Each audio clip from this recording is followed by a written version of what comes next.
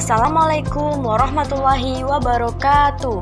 Hai, perkenalkan nama saya Aika Linda Purwanti. Saya sebagai pemateri pertama dari kelompok 10 dengan anggota yang pertama saya sendiri Aika Linda Purwanti, yang kedua Ardila Putri, dan yang ketiga Cindy Febrila. Baiklah, di sini saya sebagai pemateri pertama saya akan membahas tentang tanda jejak. Penjelasan pertama di sini terdapat adanya jenis tanda jejak.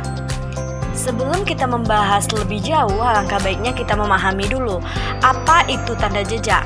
Nah, tanda jejak di sini adalah tanda yang menunjukkan sesuatu, apakah itu arah, jalan, atau bahkan hal-hal lain tentang peristiwa atau kejadian. Nah, dalam kepramukaan, tanda jejak selalu bersifat rahasia.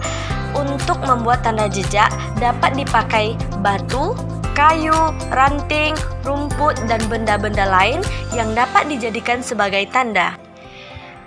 Tanda jejak ini memiliki bentuk yang bermacam-macam dan dapat dibuat dari bahan yang bermacam-macam pula. Tanda jejak dapat dibuat seperti dari tali, ranting, batu, dan perumputan. Dalam kondisi tertentu, tanda jejak dapat dibuat dengan menggunakan pembungkus makanan. Seringkali terdapat oknum, pendaki, atau penggiat alam yang membuat tanda jejak dengan menggunakan bahan-bahan yang dapat merusak lingkungan. Misalnya, dengan menggunakan cat semprot atau membuat guratan di batang pohon. Membuat tanda jejak dengan cara demikian adalah hal yang tidak baik karena akan merusak hutan dan lingkungan. Secara umum, tanda jejak terbagi dalam 4 macam. Yang pertama, tanda jejak di atas tanah. Yang kedua, tanda jejak ranting. Dan yang ketiga, tanda jejak rumput. Terakhir, tanda jejak batu. Sedangkan berdasarkan fungsinya, tanda jejak terdiri dari 2 macam. Yang pertama, tanda jejak yang menunjukkan arah dan tanda jejak yang menunjukkan kondisi. Tanda jejak yang menunjukkan arah digunakan untuk menunjukkan arah tertentu dalam sebuah rute perjalanan atau pendakian. Tanda jejak yang menggunakan arah dapat dibuat di atas tanah dengan menggunakan goresan di atas tanah atau menggunakan sesuatu yang diletakkan begitu saja di atas tanah. Cara lainnya adalah dengan mematahkan ranting mati ke arah yang harus dituju. Misalnya dengan menumpuk batu sedemikian rupa sehingga seperti panah yang dapat memberikan informasi mengenai arah yang dituju. Sedangkan tanda jejak yang menggunakan rumput dapat dilakukan dengan mengikat sekumpulan rumput dan menundukkannya ke arah yang harus dituju. Sedangkan jejak yang menggunakan kondisi lebih banyak dibuat di atas tanah dengan membuat goresan di atas tanah. Sebagai contoh, tanda jejak yang menunjukkan sumber air yang boleh diminum dan tidak boleh diminum. Tanda jejak yang menunjukkan ada bahaya di depan. Tanda jejak yang memohon pertolongan. Tanda jejak yang memerintahkan untuk kembali ke posisi sebelumnya, atau bahkan tanda jejak yang melarang melanjutkan perjalanan. Nah, bermacam-macam tanda jejak dapat diciptakan dalam situasi yang kondisional, namun tanda jejak pada gambar di berikut adalah tanda jejak yang bisa digunakan dan dianggap mudah untuk dipahami. Dalam situasi tertentu yang darurat dapat membuat tanda jejak dengan menggunakan peralatan yang ada. Berikut ini merupakan contoh tanda jejak. Yang pertama, petunjuk arah. Yang kedua, petunjuk informasi atau keadaan. Dan yang terakhir, tanda jejak dengan rumput. Ini saya akan membahas mengenai peta panorama. Peta panorama merupakan salah satu teknik kepramukaan atau scouting skill yang harus dikuasai pramuka. Nah, panorama adalah membuat gambar suatu pemandangan atau medan alam dalam bentuk sketsa atau gambar sederhana yang menunjukkan suatu daerah dengan sudut pandang tertentu. Nah, di sini panorama berguna untuk melukiskan situasi dan kondisi suatu tempat pada suatu waktu, sehingga suatu saat ketika kita kembali ke daerah tersebut, kita akan dapat melihat perubahan-perubahan yang terjadi di sana. Nah, membuat sketsa pemandangan atau peta panorama ini berbeda dengan melukis pemandangan pada umumnya.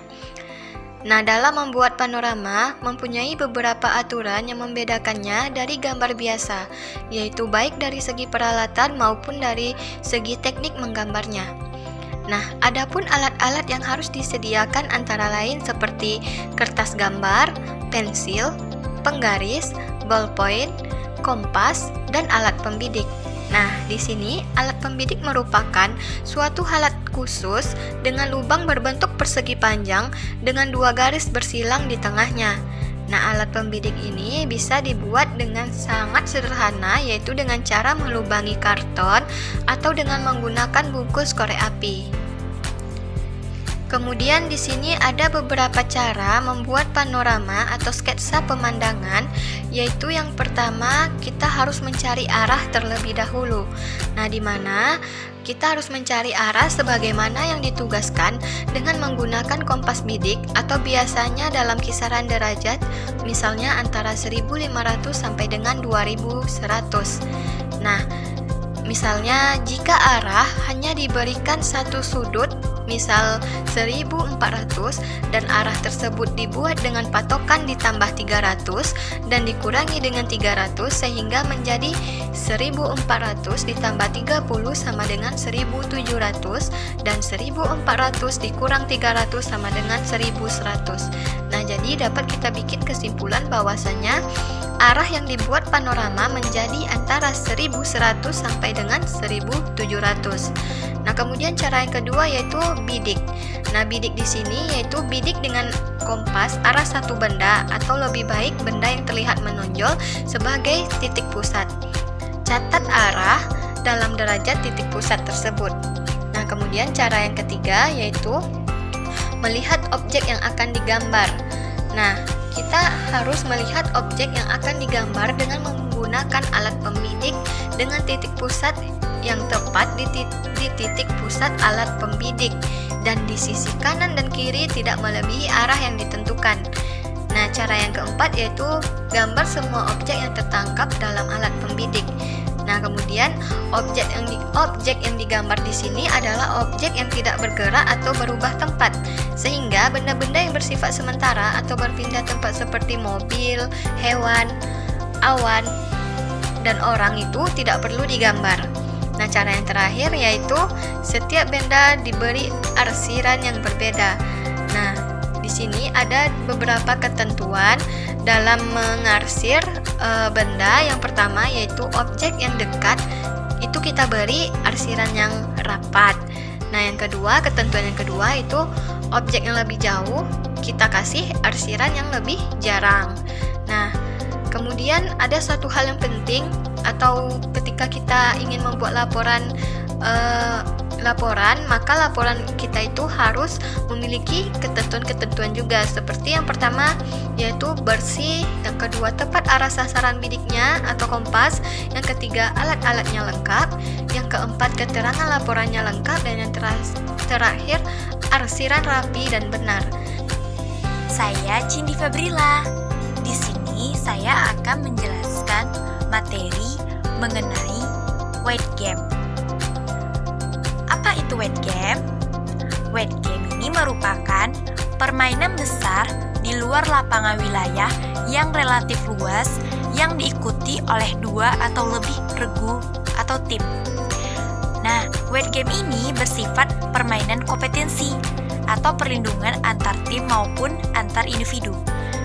Adapun aluran dalam bermain weight game, yang pertama itu ada instruksi. Nah, instruksi ini dapat untuk menjamin weight game agar terlaksananya dengan baik dan lancar. Maka, instruksi-instruksi harus disusun secara baik, singkat dan mudah dicerna.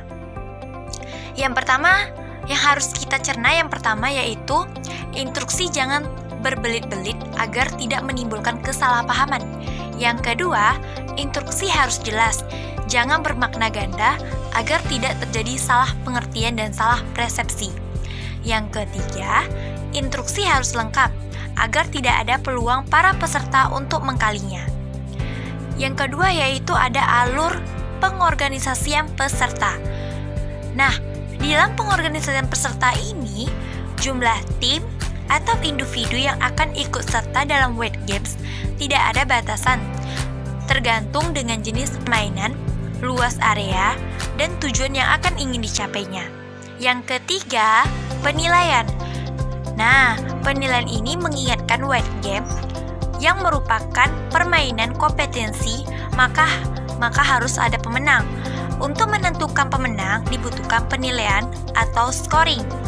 Nah, dalam menentukan skor atau nilai para peserta harus dilakukan dengan hati-hati dan menimbang berbagai aspek.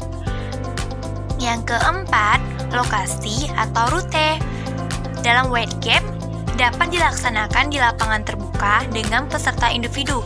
Misalnya, sehabis upacara, pembukaan kegiatan dilaksanakan permainan besar mencari tanggal lahir yang sama, hobi yang sama, mencari kawan yang menyusun dan mencocokkan puzzle, mencari kawan untuk menyusun kalimat dengan kata-kata yang telah dimiliki dan sebagai berikut. Kemudian ada penyusunan tema. Nah, di dalam alur penyusunan tema ini, keberadaan tema dan alur cerita merupakan ciri pembeda antara game Wet atau disebut dengan Wet Games dengan kegiatan permainan lainnya. Tema dan alur cerita sangat penting dalam sebuah Wet Game karena akan memberikan kerangka kerja, acuan materi, jenis kompetensi, sistem penilaian, dan pembentukan suasana permainan. Dan alur ceritanya yang ada keselamatan permainan. Di dalam keselamatan permainan ini, keselamatan tim harus diutamakan dalam Wet Game. Jangan hanya mengejar tingkat kesulitan yang tinggi, namun keselamatan diabaikan.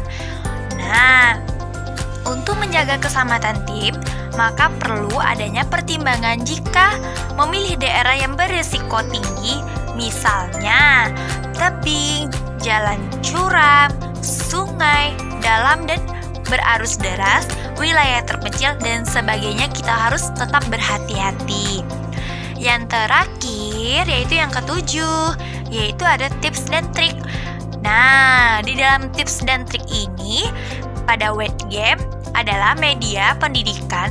Oleh sebab itu, penerapannya harus mempertimbangkan aspek kebutuhan, kemampuannya, dan daya tahan peserta didik. Saya Sidi Febrila, saya akhiri. Wassalamualaikum warahmatullahi wabarakatuh.